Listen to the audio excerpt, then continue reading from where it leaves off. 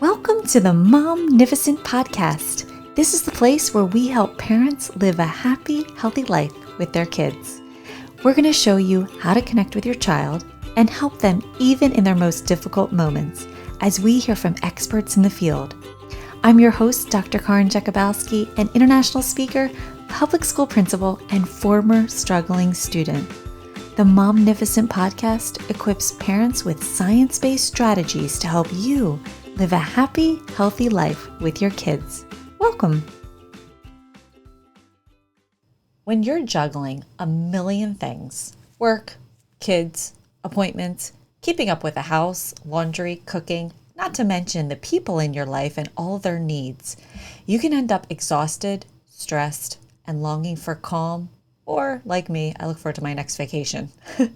The thing is, you have calm inside you. It just gets covered up with the thoughts, worry, and activity. And that's the good news, because it means you can bring out your calm even if you feel like you're too busy, says Sandy Fowler, a stress relief coach, divine Sleep Yoga Nidra Meditation guide, and co-founder of Mighty Parenting. She talks about raising teens and parenting young adults and discusses the most overlooked parenting strategy that she says is stress relief. And I can't wait to find out more about this. So Sandy, welcome to Momnificent. Thank you so much for having me on the show, Karin. I'm so excited to be here with you today. Yeah, I am so happy to have you here. And where are you enjoying Momnificent from today? I am in Southwest Michigan enjoying our latest little bit of snow. So everything's all white and pretty again. Oh, I love that. I always think if it's going to be cold, it should be like snowy pretty out. Right? Yeah. Cold and gray, no. Cold Yeah. and rainy, no. I don't There do should that be either. nice, white, fluffy snow. So what's the temperature? Is it like below? Oh, no. Today, I Oh, think we're running our highs in the high teens. okay. Which is colder High for us. teen. We don't do a lot of time below zero or anything like that. Okay. Most of our winter is in the 20s. And Okay. we pop above the 30, up into the 30s and above freezing too, which annoys me because then my snow melts. I know. And I'm telling you, I do not like snow unless I'm like skiing in it. Otherwise, I really look forward to one day being in warm weather. So, Sandy, what's one thing you've done recently that you might have or haven't done for a while that just brings you joy? Actually, semi recently, and I'm going to be doing it again very soon, is going to see a musical. My daughter That's is, so fun. yeah, my one of my daughters is lit up by music and theater, and she adores musicals, and I enjoy them. And we finally, with the pandemic, we couldn't go. And we finally went a little while ago to see one. And we are, well, a week or two from when we're recording, we are going to see The Lion King. And the fun story behind that is that's what we were going to do when the pandemic started. We got all dressed and we drove because we're in a small town. So it was, 40-minute drive to get to the theater and find the parking space and hike our little butts down there to find a sign on the door that says, due to COVID, the production has been canceled. Oh my gosh. And so now, finally, two and a half years later, we are going to go see The Lion King. So very excited about that. Did you see it yet? Okay, I've seen it twice because it's that good. Oh, awesome. Oh my gosh. I think you're going to love it. I was blown away. Well, anytime I see a live show, I get inspired. I don't know. There's something about live acting and performance that just, I don't know, I get so inspired by those people. But I think, oh my gosh, I think you're going to so love it. That's so cool. All right. So Sandy, you talk about stress relief being a parenting strategy, and I never really thought of it as a strategy. I'd love to know more about that. What do you mean by that? And can you explain that for us? Yeah, as parents, we're always looking for the best way to parent, right? Whether we're actively searching it out but we always kind of have our radar tuned into that. And we hear about these different things that we need to do, want to do. And especially when I got into the world of talking to parents about being with teens and 20 somethings, it's true for any age. It becomes even more prevalent as our kids get older. Once they start hitting those tweens, teens, 20 something years, a lot of our parenting strategies are about listening and remaining calm and being present with them, right? Like blowing up and yelling at them does nothing except push them away from you. And that does not help you parent them better. Well, how are you going to do any of those things if you are a stressed out, crazed individual? If everything they say triggers you and sets off your emotional cascade, how are you going to parent well? So stress relief to me is the first parenting strategy. I mean, even when they're babies, I remember when my oldest was little and she would be screaming and crying and all of that. And my poor husband would just be pacing the floor and stressed out. I would kick him out of the house. I'm like, first, you have to get out of this room because you are stressing her out more. And then, he finally learned, like, if she would wake up in the middle of the night, he would just leave the house and go for a walk because his stress it telegraphs to her. Yeah. And that would just upset her more. And all his stress was around just, I want to fix it. If there's something wrong with my child, I want to make it better. But not having those strategies, those techniques, those coping mechanisms for himself to be able to use in that moment when his stress starts to build up just makes the situation worse. And I think that's true in all of our parenting. If we think back to our worst parenting moments, you're probably not going to find one where you weren't stressed out. Mm-hmm. Yeah. But so can you give us an example of like the stress relief strategy? Oh my gosh. Oh, well, stress relief strategies. The beautiful thing about stress relief strategies is they are innumerable. And it is everything from, yes, what we hear about, wine and bubble baths and meeting with our girlfriends, to the, yoga and meditation and journaling. For me, in my world, stress relief is about designing your life in a way where you have the time to do what's important to you and you are taking care of yourself, which actually starts the foundational strategies I teach are eat, drink, and sleep. Are you eating enough healthy foods, staying hydrated, and sleeping enough for your body and your nervous system to even function properly? Because again, I mean, that's an easy one, right? We've all been tired. Yeah.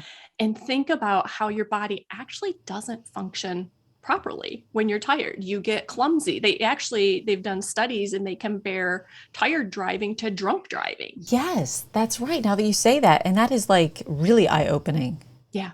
Yeah. But we don't think about that as self-care or stress relief, right? So I'm teaching self-care and I'm like, let's just start at the very ground level and go, what are we doing here? And the thing that's also important about that is to give yourself credit for those things that you're doing for yourselves. Most of my clients are doing a really good job in those things, or at least in 2 out of the 3 of those things. And yet they're sitting there and they're beating themselves up about what they're not doing and how they're stressed. And one stress relief strategy or technique is actually to pay attention to what's going well and what you're pleased with and what's happening and what's good in your life. Mm-hmm. Because as human beings, our brains have a reticular activation system. Fancy word for you get more of what you pay attention to. And so we are kind of designed to look for danger, to keep ourselves alive and safe. And so it's natural to look first at what's not working, what's bad, what don't I like. And yet, when we take the time to go, hey, yeah, wow, I ate all these really good foods, instead of, I can't believe I had that ice cream. Well, really, for the last 3 days, how many good and nutritious things did you eat? So quit beating yourself up about the ice cream. Enjoy it when you're going to have it. And focus on the good things that you're doing and just keep choosing to do more good. Like, Karen, have you ever bought a car and then after you buy it, you look around, you're like, everybody has this car. Yes. Everywhere I look is this car or this color. And I never saw it before. Reticular activation. That's all it is. It's just the way your brain works. Mm-hmm. So let's focus on what we're doing good, what's going right. And it slowly makes you happier, which is a less stressful state to be in. Mm-hmm. Yeah. And then you're your better self. And you're right. It's so simple. Eat, rest. What was the other one? Drink. Drea. Eat, sleep, and drink. It's like so simple, but it's so true. Like when I haven't eaten or I miss a meal or I'm running around school and I haven't, eaten, I might get a headache. My stomach is, starts getting upset, and I get crabby. Like, so you're right. It's like those basic things, just going back to the basics. But I also love how you're like, no, take notice of what you are doing and celebrate that, and feel good about it. And you're right, because we tend to just look at everything we're not doing or what we want more of, or we should be doing differently. Yeah. And So that's natural. Again, don't beat yourself up over that because that's biology. yeah, that's so good. It's something you can understand that biology and make it work for you instead of against you. Hey there, it's Karin. I hope that you're enjoying the show. And by the way, if you're a mom who wants to learn how to help your child when they're struggling behaviorally or facing challenges in school, get started today by getting my free short video course, 3 Steps to Happy Healthy Kids, at www.educationalimpactacademy.com/free video. If you're new here or you haven't done this yet, this is definitely the first step to get started in learning how to have a happy, healthy life with your kids. So head on over to www.educationalimpactacademy.com/free video and grab your free gift today. So good. So what if we feel like I'm too busy to add stress relief activities to my plate? Because I know you hear it, I've heard it. Like, what do you say to that? You probably are. I mean, to sit there and go, oh, I need to do a bunch of things to relieve my stress. If you're stressed, you probably are too busy to add things to your plate. So let's not add things to your plate. The things we've talked about so far, none of those add anything to your plate. You're going to be eating anyway. So just try to make slightly healthier choices if you feel you're not making the healthiest choices. You're probably drinking something if you talked about getting headaches in college. I had so many headaches. My now husband, then boyfriend, looked at me and said, do you ever drink anything besides Pepsi? Maybe if you drank water, you wouldn't have a headache. So instead of grabbing the Pepsi, do every other one as a water. Do some small shifts that don't actually take more time. The way you're thinking about things is enormous. It is a huge change that you can make, anywhere from just paying more attention to the good things in your life, like we were talking about, just going, hey, these are things that I'm doing that are good, to something simple like a gratitude practice, which is actually, it's been studied. And it has been shown that doing a gratitude practice helps your stress levels. And usually people talk about, you got to do a journal, you got to write things down. Well, that is actually more time. Now you might feel like, oh, I have 5 minutes to do this. I've never done a written gratitude practice, and I've used it a lot. It was actually one of the early things I did when I was driving my children around every place. Right. As I was driving, every time I hit a stoplight or a stop sign, I would just name something I was grateful for. And if it was a stoplight, if I wasn't talking to the kids or doing something else, I would do what I call gratitude cascade. For me, nature's big and I love trees. I don't know what it is about them, but I'd look at a tree and I'd just start going, I am so grateful for this tree. Wow, look at those amazing, vibrant green colors. And in the summer, I'm like, it's so much shade. Oh my gosh, yes, I love sitting under the tree. It's so cooling. Like, thank you, tree, for making the shade and cooling the air for me. And you just think about things like that. And those little shifts don't take any time. They take no time at all. And if you have kids who are in your face, because that's a thing, right? We all know that. And then maybe invite them into it. Go, I was just kind of thinking about some of the things I'm grateful for. What kinds of things are you grateful for? Like, I'm really grateful for you. You're amazing. You're so much fun. Being with you lights me up. I love the way you give hugs. Your hugs make me feel so good. That's a gratitude practice, and it's double duty because it's for you and them. And so you're modeling it and you're encouraging them to learn that technique. I love that.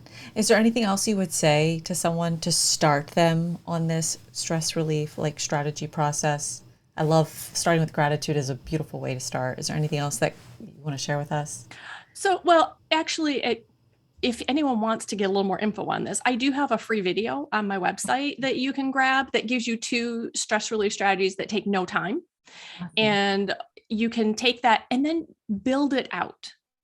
Don't go, I have to do 17 different things. Start doing something that you feel like. If you start with gratitude and you're like, yeah, like I like this gratitude cascade, this thing of doing it at every stoplight, like Sandy was talking about, like that does make me feel good. Then deepen that practice. We have a tendency to go, oh, I have to do more things. I have to do something else. I have to add something else in.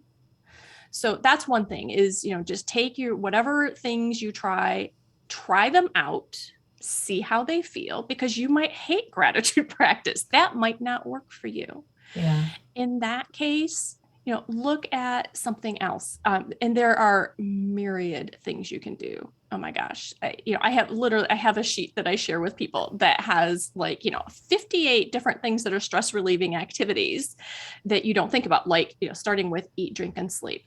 But so getting started, try something. If it makes you feel better, deepen that practice. If it doesn't, try something else. Yeah. But the other thing I just want to mention briefly, and I know we can't go into huge detail on this right now, is think about what causes you stress. Don't sit there and think about it and ponder it day after day after day after day. Like, oh my gosh, it's so stressful. I hate this. It's awful. Remember, we want to focus on the good side of things. So think about it to figure out what causes you stress, and then just go, how can I make this a more harmonious activity in my life? Like, is this something I should let go of? Is this not healthy, not good for me? Is there another way I can do this? Can I let somebody else do this? And I know this is sort of a silly example, but our lives are full of silly examples. The dishwasher in the kitchen. In our house, I am a use it, deal with it, clean it up. Like, I clean as I cook, right? I'm a use it, clean it, get it out of the way kind of a gal. My husband would love you. He's been trying to teach me to do that for 11 years. It's hysterical. Go ahead. This is awesome. You'd probably drive with my husband. He's you just let things pile up until you can't stand it, and then you deal with it. And neither one of those is right nor wrong. Right. And there's something for him about emptying a dishwasher that stops him in his tracks. So our kitchen can be totally trashed because, of course, the dishwasher ran. It has clean dishes in it. Therefore, all the dirty dishes are stacking up. And with 4 of us living in the house and the dog, of course, his dishes too, right? There's just this pile of dishes. And I walk in the kitchen, I'm like, oh, there's stuff everywhere. And he's like, oh, there's the dishwasher, it has to be emptied. I'm like, I can empty a dishwasher. I have timed this. I can do this in 3 minutes. And why have I timed it? Because I'm waiting for something in the microwave, right? Like, my tea is reheating in the microwave for the 12th time today. By the time it's hot, I can have the dishwasher emptied. No brainer for me. For him, it's super stressful. So in our world, we talked about it. I'm like, okay, I'll take care of emptying the dishwasher. I will do it as soon as I can after it's emptied. And then, he deals with getting the dirty dishes back in it. It lowered both our stress levels. Yeah. Because he went, look, I'll outsource emptying the dishwasher to you. And I outsourced putting all those crazy dirty dishes, soaking them and getting them into the dishwasher to him. Mm-hmm. It didn't take more time. We had one discussion and went, really? You can't stand that? Like, he'll let the clean dishes sit there for 2 days, letting all the dirty stuff build up. And I'm like, well, this is a no-brainer. So yeah, it's not always about adding something in. Sometimes it's about taking something out, outsourcing it, or just having a conversation to find out that, oh, there's a different way to do this or a different way to think about it. And I love actually how you timed it, because it's so interesting. Sometimes we think something takes so long, but if you actually timed it and it's like 3 minutes or even 7 minutes, it's like, it's not that big of a deal. Where before it's like, oh my gosh, it's just that one more thing. And so that's so funny you said that, because I've totally done that with some things, and that really helped me. I'm like, no, wait, I can do that because I have that time. Yes. Because I know the time, not just, oh my gosh, I need to do that.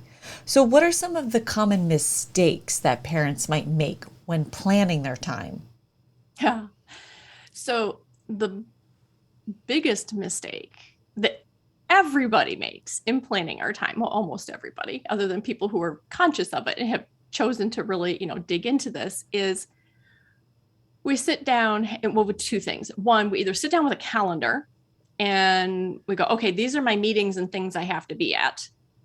Or we sit down with a to-do list and we write down all these things we need to do with no concept of when they're going to happen, right? So when we're looking at the calendar, we're definitely not paying attention to everyday kinds of things that need to be done. We do more of that with the to-do list. And in neither case do we ever take into account, I need this much time to drive. I have to drive the kids to school from school, or I have to drive to work from work. We're going to, we're going to this event. We have this sporting game. We have this recital. We have this practice. You just write down practice on the to-do list, or you write down the time of the practice on your calendar, but you didn't look at drive time, prep time. You didn't write down, I need to eat breakfast, lunch, and dinner. You probably didn't write down, I need to prepare dinner, or even figure out what we're going to eat for dinner. Right. I'm going to shower and get dressed. We don't think about those things. That's one big mistake. The other big mistake we make is we let all of the minutia of life go into our calendar first, instead of going, okay, what are the most important things to me in my life? And how am I taking care of those today? Because those are the things that keep you awake at night.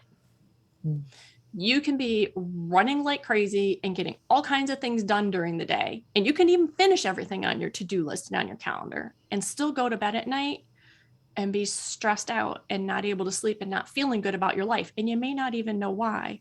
And usually it's because you didn't take care of what was most important to you and in the way you wanted to do it.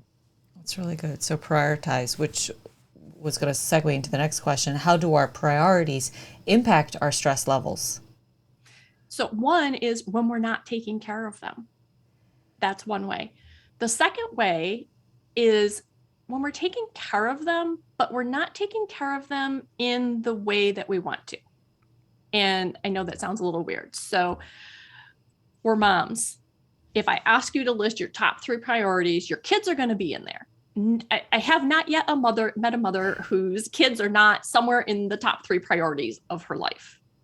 However, what does that mean? So beyond, hey, my kids are my top priority. Okay, great. How do you show that? What is important to you about that?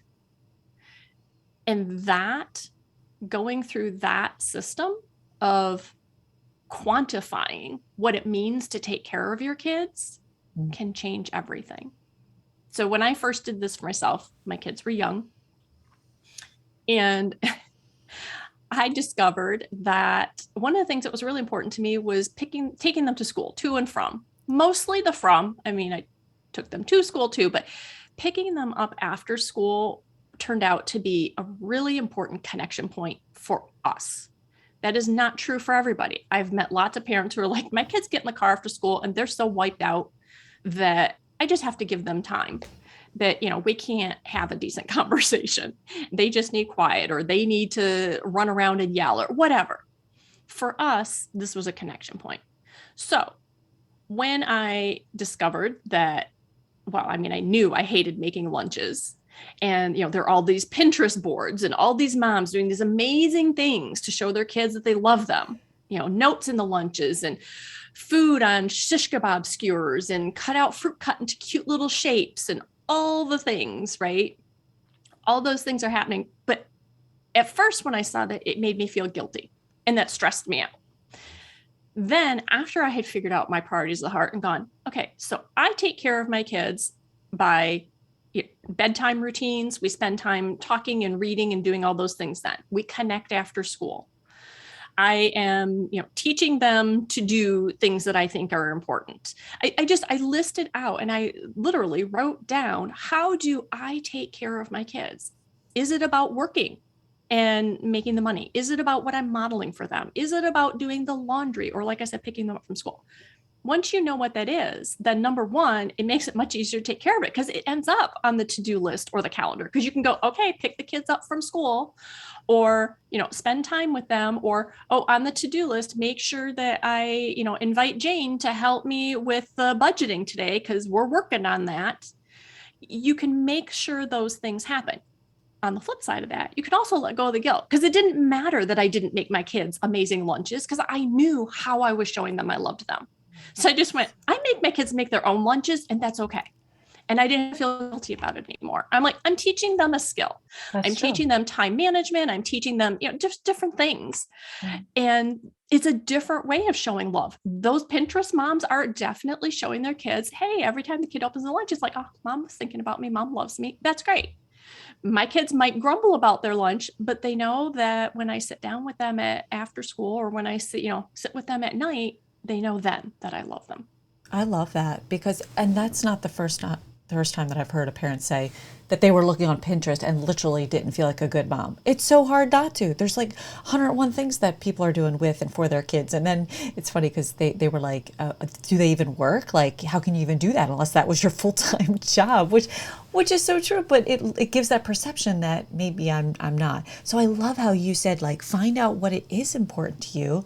And then when you give it that time, you will feel good because you've recognized that, not because someone else told you what should or shouldn't be the thing that might be appealing.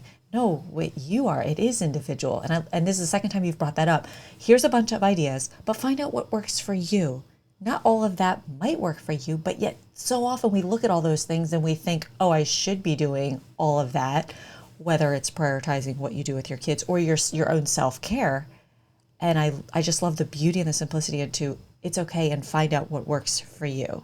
Yeah. And I love that you put it that way, Karen, because you look at social media. Oh my goodness, we're not even going to really go there, except that even before social media, moms were comparing ourselves to other moms. Right. You'd look out the window in the morning and see the neighbor getting in the car in her suit with her briefcase and all of her kids, nicely dressed with their backpacks, all neat and ready for school. And you're standing there in your robe with your hair sticking out and peanut butter and jelly handprints on your butt and feeling like a failure.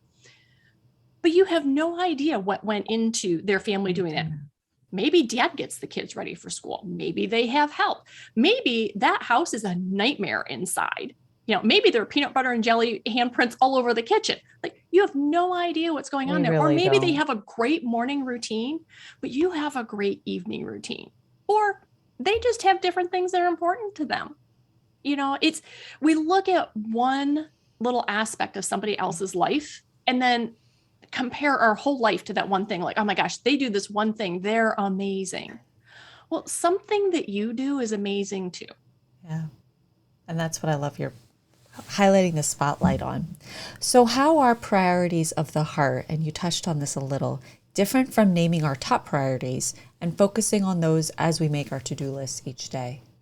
Yeah. So that's something I teach, is priorities of the heart. When I work with clients, we work on 3 areas in stress relief. We work on our time, our thoughts, and our self-care. And when we work on time, we work on priorities of the heart.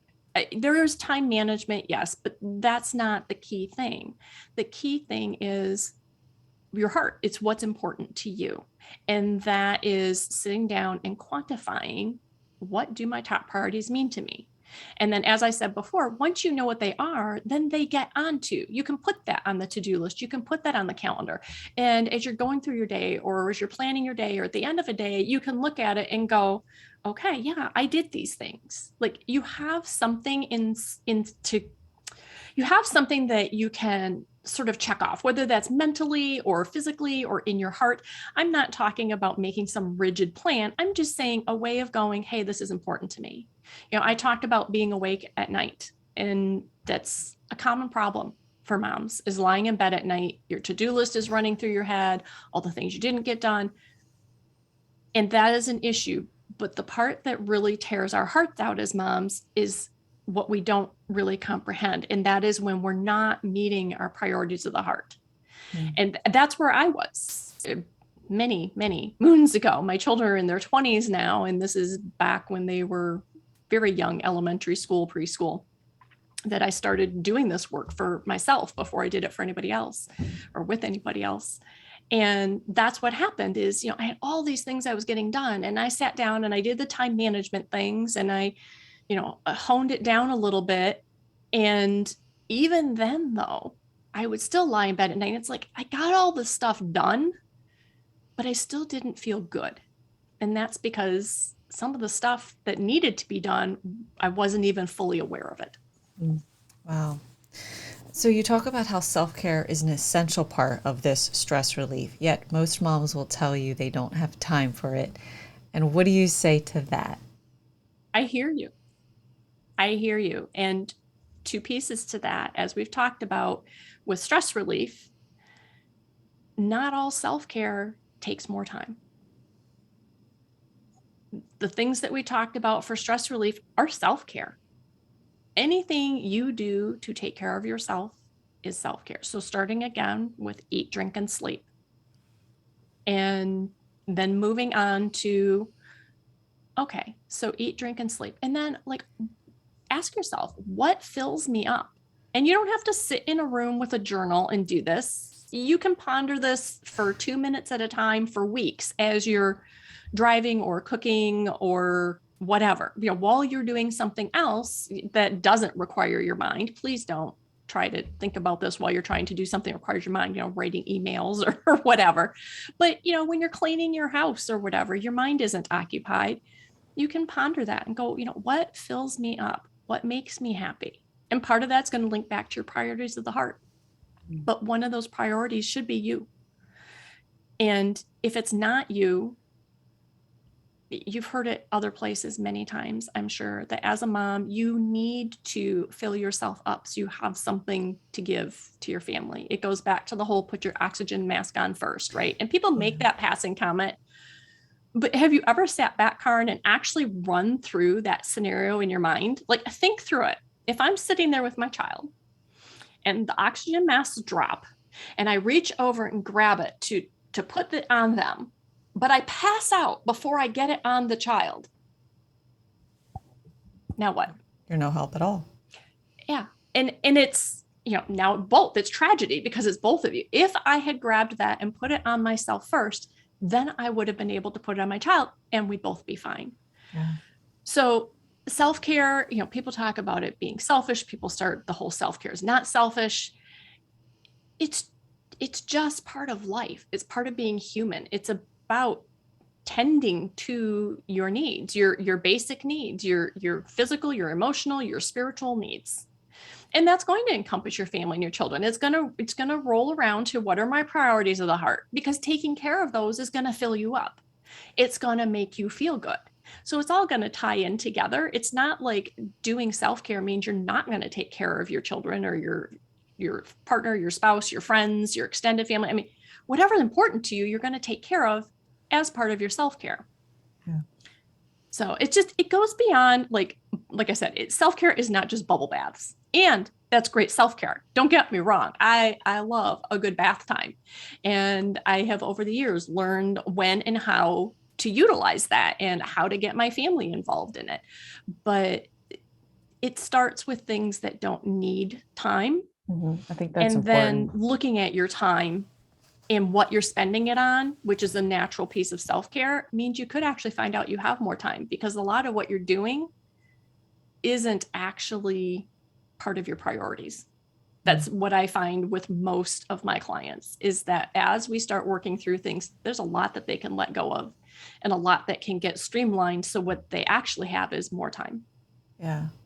And that's so true, because self-care, sometimes I know for me in my mind, I think it's like this thing that takes so much time. But then as you break it down into like simple little things that you could do in a few minutes, or in just in the next hour, or in an hour or two, it helps me like realize, oh, it's kind of simpler and more realistic than maybe I'm making it in my mind up to be. Yeah. I don't know if you're a coffee drinker, I'm a tea drinker.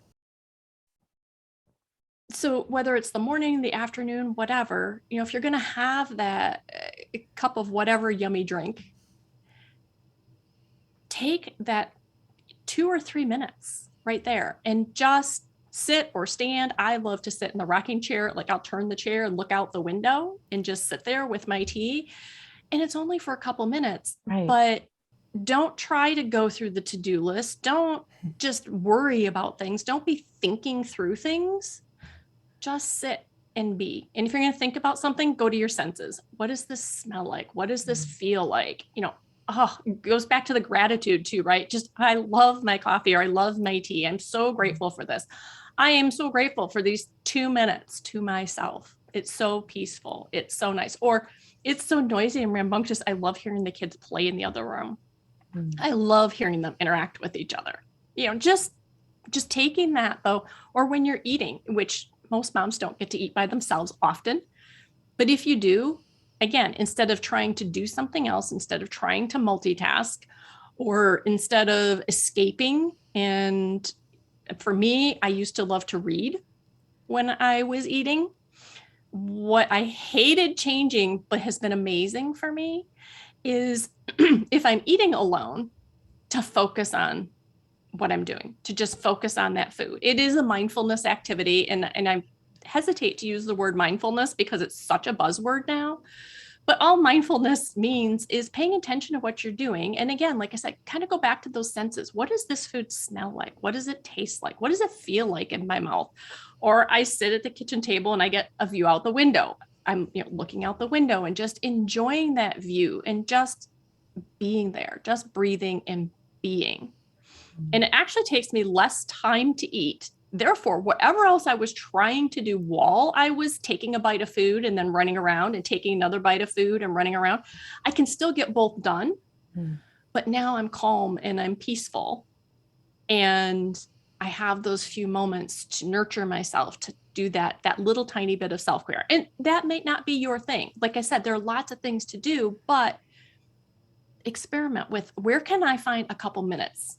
You pulled that out. Went, I only need a couple minutes here and a couple minutes there. It doesn't have to be a massage or a weekend retreat or a day at the spa. Yes, those are great. And I do recommend trying to work periodically, something bigger into your life.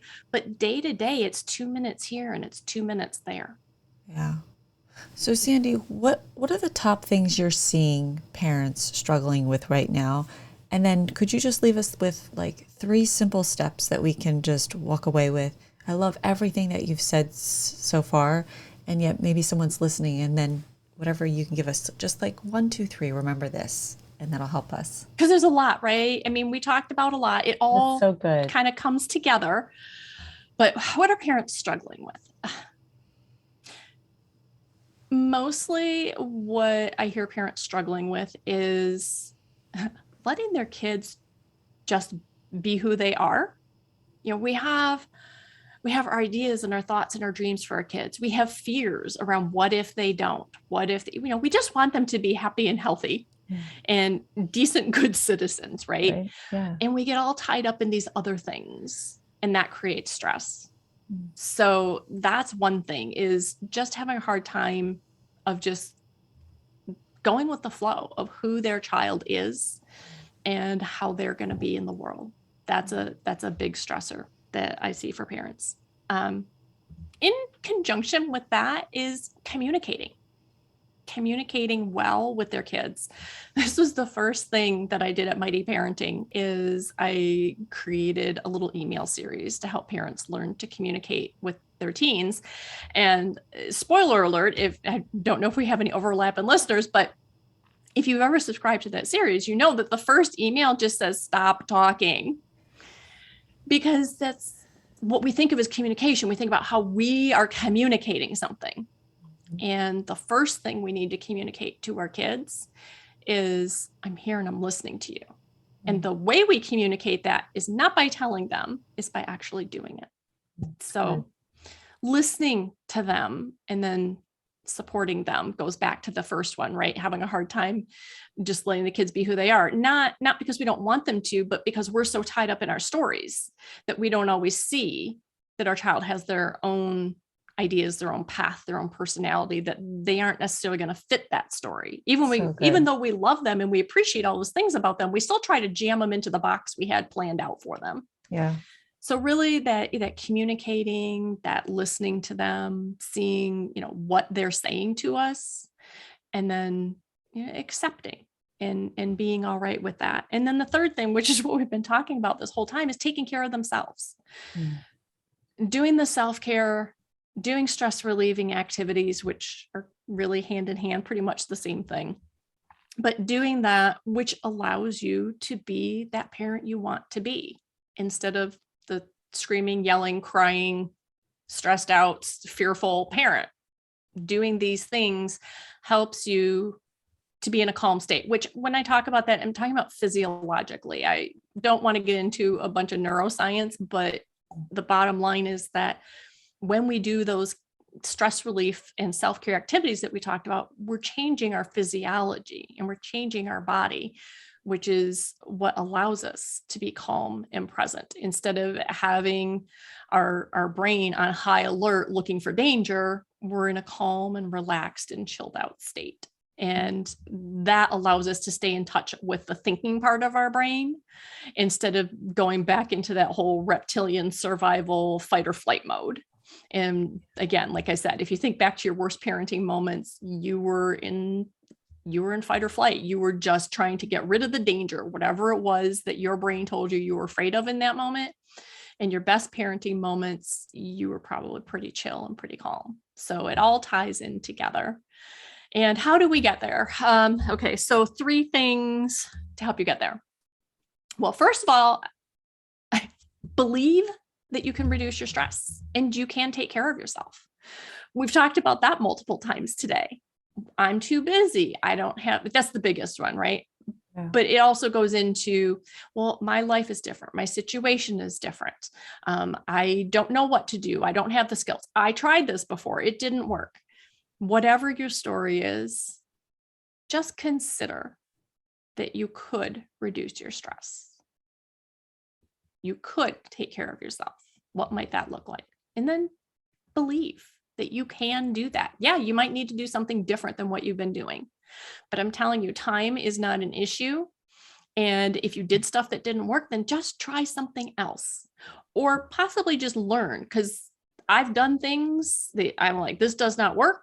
And some of the things that I said didn't work for me before, that probably did, oh my gosh, I did like 13 years ago. I'm doing them now and they're amazing, but I understand it differently. I learned more. So believe. And the second thing, which is a big part of what I teach as well, is to increase your awareness. Start noticing what stress feels like in your body, in your emotions, in your behaviors. When you're stressed, what do you feel like? What do you do? When I say feel, we have both the body side, right, and the emotion side of it. Like, what does that feel like? And as you start noticing that, then you can start going, oh, okay, so these are situations or people or activities like these. This is what stresses me out. And then over time, as you keep building that awareness, you start to, it's kind of like being being a detective. You start to figure out what you can change in your life to filter stress out before it even gets to you. And you can start to realize what's really stressing you out. So back, oh my goodness, I don't even know how many years ago this was. I discovered that every time I was under the gun and under huge pressure, time pressure, like when I had no time, I'm like, my family got really difficult. Everybody's short and snippy. They're not helpful. It was really unpleasant. And I'm looking around going, I am trying to hold this house together. I am working full time. What is wrong with you people? I need a little bit of extra help and support. Why can you not do this? This is all just in my head. I'm not saying this to them like that, but this is what's in my head, right? And so then I became aware of, I'm like, oh, wait. So every time I'm time stressed, this is what happens. So I noticed that. And then I noticed something else and I noticed something else and I noticed something else. And so over time, what I finally figured out was, oh, when I'm time stressed, I start to feel this way and my behavior changes. You know, it's one of the things I said to become aware of is your behavior, right? So when I'm stressed, I behave differently. And what I know now is my family would see that change in my behavior and that would send their brain off going, oh, danger, danger, Will Robinson. Mom's not herself. Something's wrong because mom's not behaving like mom. And so they would get stressed and then they would behave differently. And that's coming back at me. And then we're going back and forth, and just increasing all those stress levels. By building awareness around that, what happened was over time, I started realizing, okay, so here is where I see my family behaving like this and throwing that back at me. Oh, But when they behave that way, this is how I feel. So then I started to notice, wait, I'm starting to feel this way. And I could change my world at that point. And then I kept moving that further and further forward to the point that now they're never impacted. Very rarely is my family impacted by my time stress because I can realize it so early in the process. Wow. But first I had to realize that it was happening and then build that awareness. So believe you can reduce your stress. You can filter crap out before it ever gets to you. And you can become a person who has the ability to handle what comes through with grace. So believe that, because I know you can do it. 2 is start building your awareness. Just start noticing. We talked about, trying some techniques. What does that feel like? Become aware. When I'm stressed, what does it feel like? When I'm calm, what does that feel like? And the third one is to do more of what calms you and less of what stresses you out, which is really simple in theory. And again, as you create awareness, you start going, oh, this stresses me out. Oh, this is nice and calming. Well, okay, let's do less of the stress and more of the calm. So I like that. Believe, become aware, and then choose. Wow, Sandy, thank you so much. This has been a really special episode, and I just appreciate you taking the time to share with us your wisdom, your advice, your experiences over the years. And I know it's encouraged me and inspired me. And believe, aware, and what was the last one? Choose to do more of what calms you and less of what stresses you. Sandy, how can someone find and follow you? So the easiest thing is just go to sandyfowler.com. That's Sandy with a Y. And there you have access to Mighty Parenting, to my 2 ways to relieve stress without spending any more time, as well as anything else that you'd be interested in. It has links to my social media and whatever you might be looking for. That is so good. I love that. Okay, I'm going to practice that this week. And then as I practice it, it'll become a habit. It'll become of what I do and how I do things. So every little piece that you shared was such a nugget of a special truth. So again, thank you so much for your time, and I just wish you all the best. Well, and thank you so much, Karen, for having me on the show. I enjoyed this conversation so much, and I appreciate you and the work that you're doing. And I love that I'm able to play a small part in that. Oh, thank you. I'll talk to you soon. Well, that's all we've got for this episode of the Momnificent podcast. If you enjoyed this episode, I would be honored if you would subscribe and rate if you really liked it. I know wherever you're listening right now, it might not be the best time to leave a comment, but feel free to leave a question, a review, or a comment at any time. And until next time, remember, don't worry, be happy.